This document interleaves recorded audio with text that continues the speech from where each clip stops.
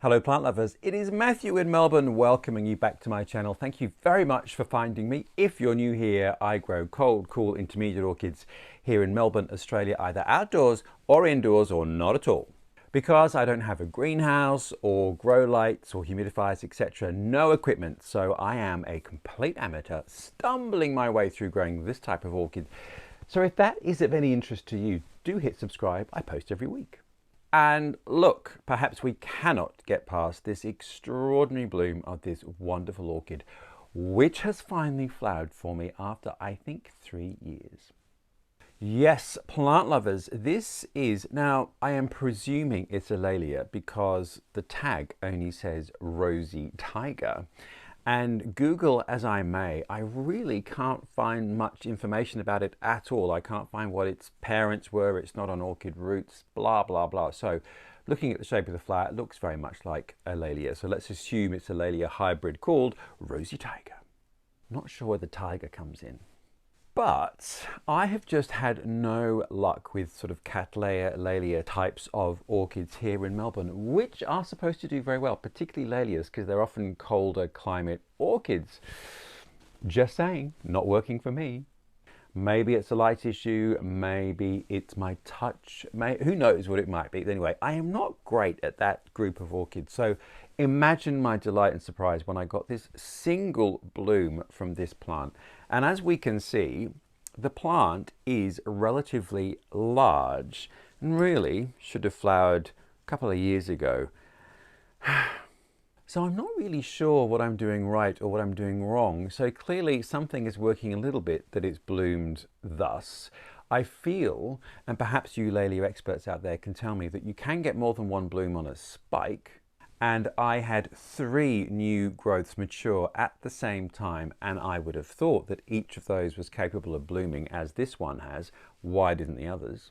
And it's been getting the right sort of food, the right sort of water, I think. But anyway, I am very open to any insights from anyone who might have something like this that could tell me just why I only have one flower on one spike and what I might be doing wrong.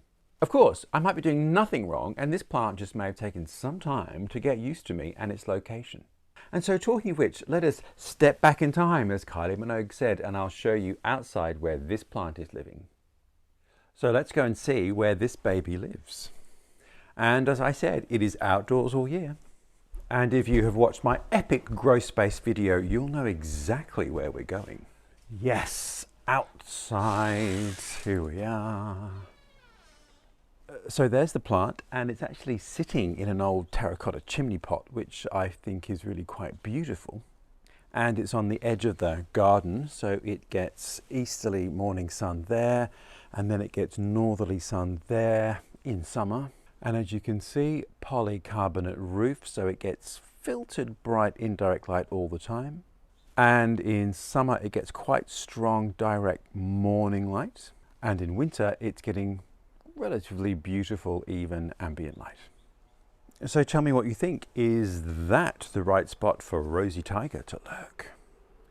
So there you go. It gets reasonably strong light in summer. It gets reasonably good light in winter as well. So I would say it's bright. I know Laelias can take some really strong sunlight. Some of the species can actually take direct light depending where they're from. So maybe it just needs more light. I do not know. Anyway, I'm really happy that this bloom has occurred, and I'm going to leave it where it is because I honestly don't really have many options at the moment until our renovation is completed and I might be able to find a sunnier spot for this plant. So firstly, isn't the flower just divine, and not an ounce of fragrance, but never mind, it is so beautiful and really comparatively large too. Who cares that it's not fragrant? I love this sort of deep burgundy lip here, and then the faded magenta pink of the petals and sepals. It's just the most beautiful flower, very elegant. And this is one of the first orchids I bought when I began my orchid journey. So probably 2.5 years ago, maybe 3 years. So it's been through 2 winters. It lives outdoors all year, as you can see, undercover, protected from the rain, but nonetheless dealing with winter nighttime minimums, which in Melbourne, at the moment it's hovering at around 6 degrees centigrade. which is the low 40s, 42, 43 degrees Fahrenheit. That is pretty consistent for winter, and we're having quite a chilly spell at the moment, but this seems to be happy. And then of course in summer we get quite high maximums and the nighttime minimums are a lot warmer, obviously. So it is doing reasonably well. It puts on lots of vegetative growth. So I'll come and show you closer what this plant has been up to. All right, let's have a look at its growth habits. So as you can see, it is very rhizomy and they sort of creep along the surface, which of course makes the plant very easy to divide should you wish.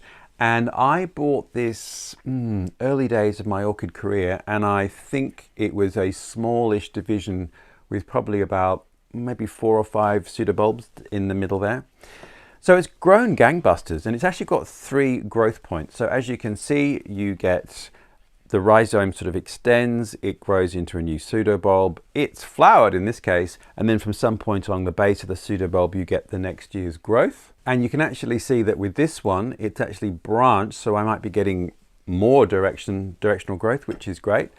So this is one direction running for the hills, and then we have this direction here, which is running for the hills, and this is the New Year's growth that matured this year, should have bloomed like that one, but didn't. And then we have this piece here, which is also running for the hills. This is the pseudobulb that matured, gorgeous leaf, should have flowered and didn't. So I am curious as to why this mature pseudobulb decided to bloom and the others didn't. This bit of the plant is actually facing closer into the light. So is it quite simply a light issue? As you can see, the leaves are really dark and beautiful, but maybe they need to be yellower, which is an indication they're getting more light. So perhaps what I need to do is experiment this summer when I do my big seasonal rearrange and maybe get this one a little bit more elevated so that it's closer to the ceiling and getting stronger light, and see if that spurs any flowering. But vegetatively, which is a very important part of your flowering success, it is doing really well.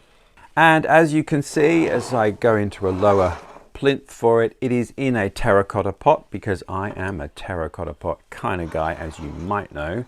And the mix in there is just a basic loose mix of medium bark with a bit of charcoal, a bit of perlite, no sphagnum, but some mycorrhizal fungi.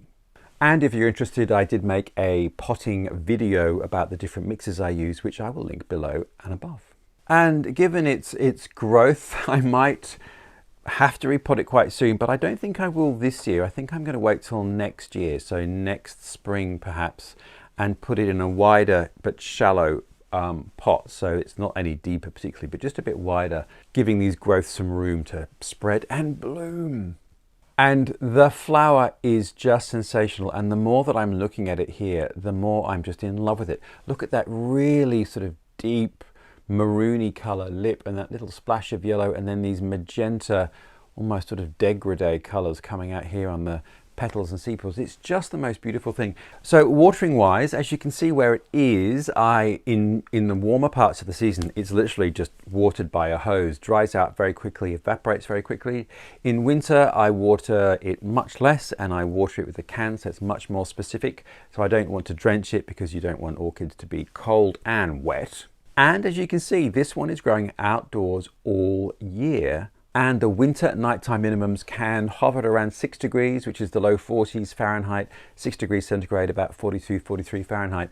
That is generally about the coldest we get. We can dip a little bit and get quite close to freezing sometimes, but very rarely. This orchid seems to love it.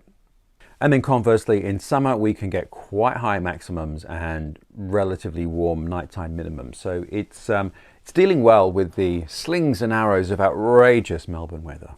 Fertilizer wise, there were some slow release fertilizer pellets in the mix when I potted it, which is probably 2.5 years ago now. And every spring I put a topical application of a slow release fertilizer just on the top of the medium there.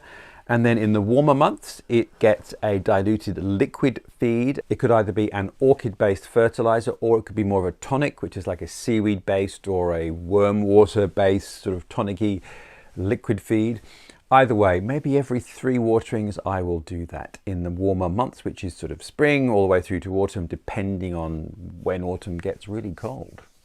So there we are, plant lovers. Any tips that you have on growing Laelias successfully? They are apparently an orchid type that does really well in Melbourne, outdoors all year under cover, which is what this one has. So should really be doing well. I do have another type, which I think could be more of a species type. I'm not sure. It's never bloomed, so I can't tell you. But that was quite a large division, and I just think it's taken some time to get to know me and settle into its environment. So we'll wait and see. That is supposed to bloom at midsummer, Christmas time here in Australia. So if it doesn't bloom this year coming, I don't know, it's the compost heap for you. So they are quite large plants, and they've got to earn their keep. Well, there we are, plant lovers. I hope you have enjoyed this. I don't think I've really told you anything that you don't know. And in fact, I need to know more that I don't know. So do drop any comments below about your experience growing Laelias in similar climates to mine, if that is possible, because I'd be very keen to know. And looking at these leaves, assuming it's not getting enough light, hence I'm not getting enough blooms anyway. Maybe this is what it does. Maybe it's just taken some time to get used to me and my condition. Who knows? But I hope you have enjoyed this video. Do hit subscribe if you want to hear more of my amateur ramblings, and you can see very amateur ramblings I do post every week. And plant lovers, wherever you are, I do look forward very much to seeing you next week. So take care until then. See you later.